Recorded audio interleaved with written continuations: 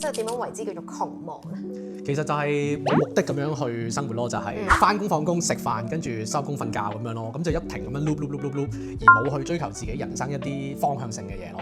咁其實個作者得意嘅地方咧，就係佢咧就主張咧做幾年嘢之後咧，就應該要有一個迷你退休。佢自己咧就覺得即係做一輪嘢之後咧，我就應該去某一個地方生活半年、1年咁樣，直接喺嗰度就去生活體驗咁樣咯。但係我覺得最緊要個 concept 係乜嘢咧？其實佢覺得咧，即係點解要將退休呢件事擺到去最後先去行咧？因為佢覺得即係人嘅精力咧係有限嘅，某一個年紀咧你先應該去做某一啲嘅嘢。我覺得佢哋一個 age 有一個比喻講得幾好，就係法拉利咧其實咧就唔係俾啲肥佬啊、禿頭啊、阿叔揸嘅，其實係俾啲後生仔揸嘅。當然呢個係一個好理想嘅狀態啦，咁但係事實上係好難做到，因為後生嘅時候冇錢冇時間就係翻工啊嘛。